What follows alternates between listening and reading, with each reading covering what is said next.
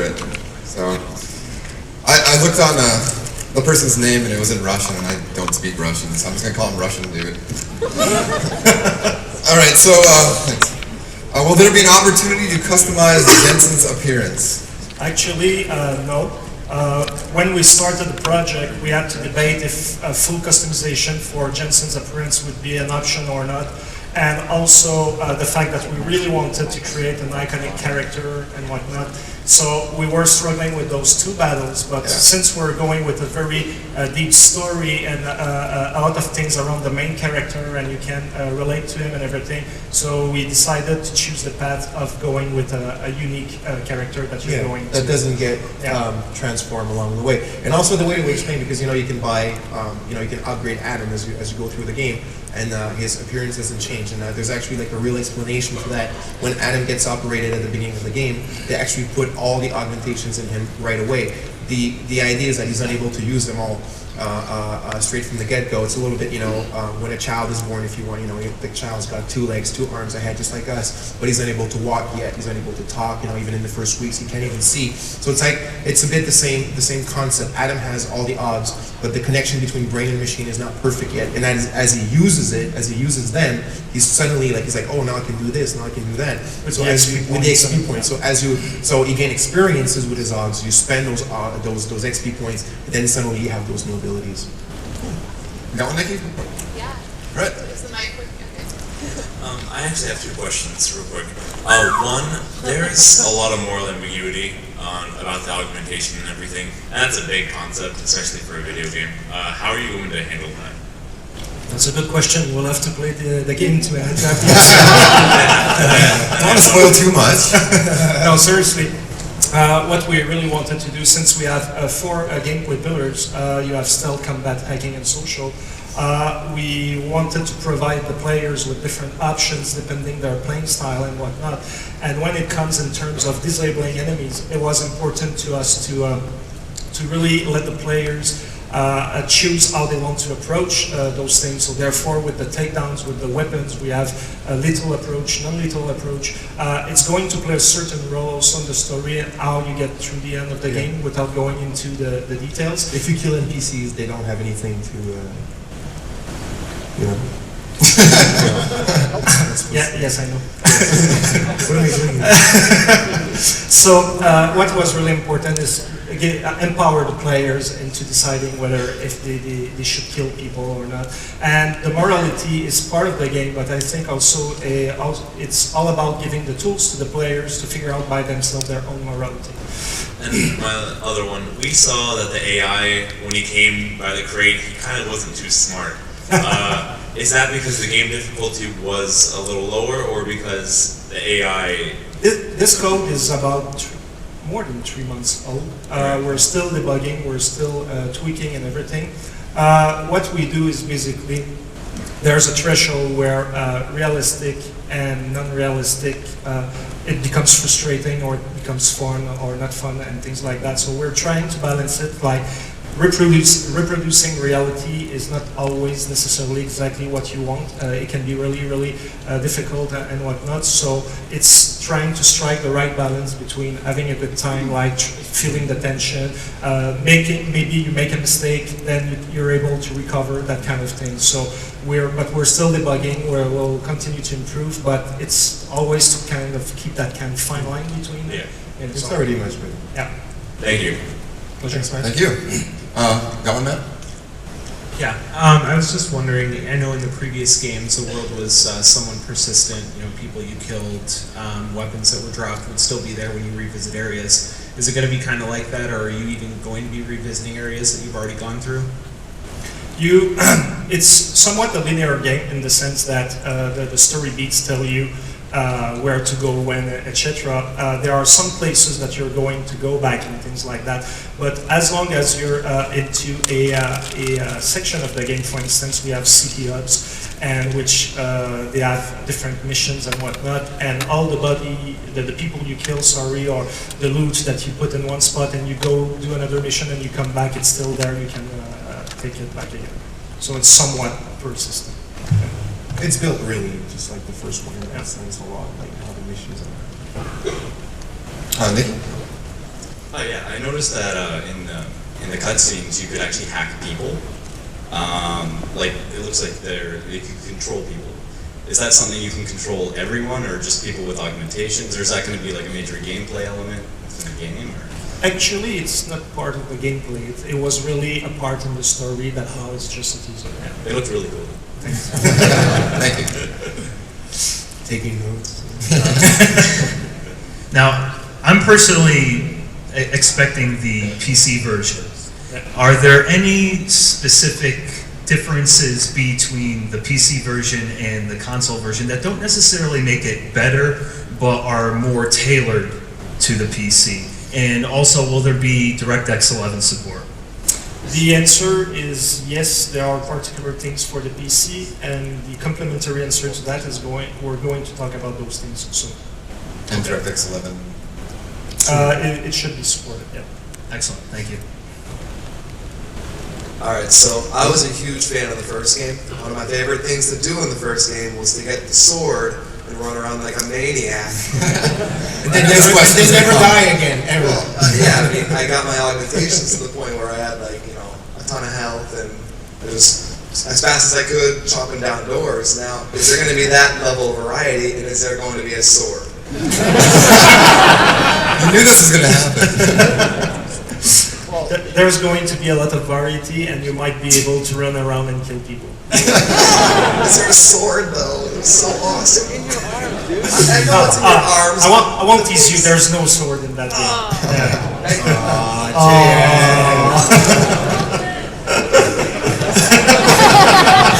Let's wrap it up. Question over here? Hi there.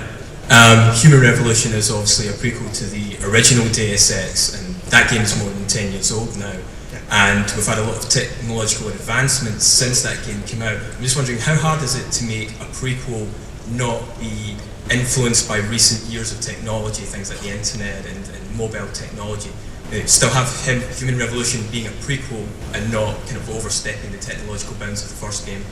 The answer to that is it's kind of funny. We didn't really, to be really honest, we didn't look at do we want to be less technologically advanced as the first one or equally technologically advanced as the first one.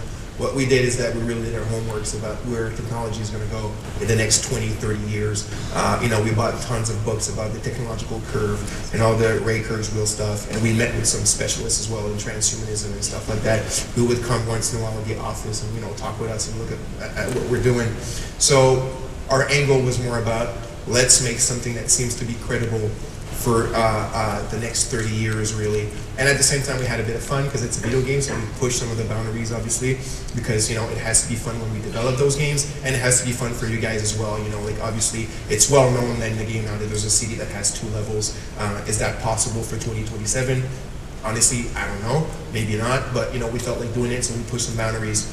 So really, I think for us, it was maybe more important to put those technologies within the framework of where things are probably going to go than maybe making it perfectly in tune with where technology was. For example, our TVs today are, big TVs, and in the first one, they're still kind of 4:3. So it's kind of like a paradox there. Yeah. Thank you. I was watching in the original demonstration, we're doing the non-lethal run through. He does the non-lethal takedown and blood chokes the guy out. And was I correct in seeing it actually drained a little bit of his energy bar? If so, I want to know what the rationale behind that was. That costs energy to choke someone. Right. Actually, his body is not fully mechanical, but quite a lot, and it requires a lot of energy to really control the augmentation. So even though when it's for more mundane activities, like just breaking the neck of someone, like really mundane activity. So almost boring, the rationale is that it's all part of his new mechanical body, and it requires energy regardless. And also from a gameplay standpoint, it's really important to balance things out so it doesn't become a game exploit where you go exactly. So. we toyed around with that for a long time. At some point, we weren't using the energy with that and things, and it was unbalancing the game. So there's kind of a contrived aspect to it, but that we fully assume for the strategic aspect. People would just run, Yeah. and they'd run to enemies, and they run to the other one. It's like, so we had to balance it. Oh, and mini question: are those Eldar Craft World tattoos?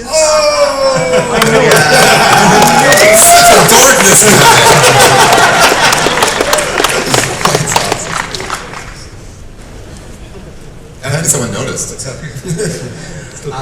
First of all, hi from Montreal for the audience. Sorry for my accent.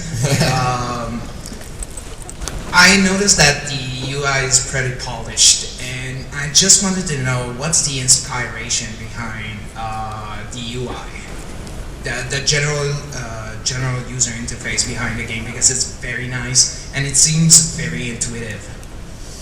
Well, the way that we work, me and Jeff, in terms of balancing art and gameplay and all that stuff, like Jeff is really, really intense about making sure that the user the usability of the interfaces is like really kind of easy and intuitive and all that kind of stuff. So, we kind of work together at that, making sure that there's never any fluff or stuff that's not very necessary. So there's that on one side. And on the other side, it's a bit kind of like this augmented reality idea, is that, not for the first time, but there's very few games where you can actually justify the HUD if you want, right? I mean, a real soldier doesn't have a HUD. Maybe in the next 5 or 10 years they will actually, but Adam actually sees that in his implants, right? So that was kind of cool to have this possibility to say, what we're designing as an interface is actually something that the hero sees for real. So that was a big inspiration also.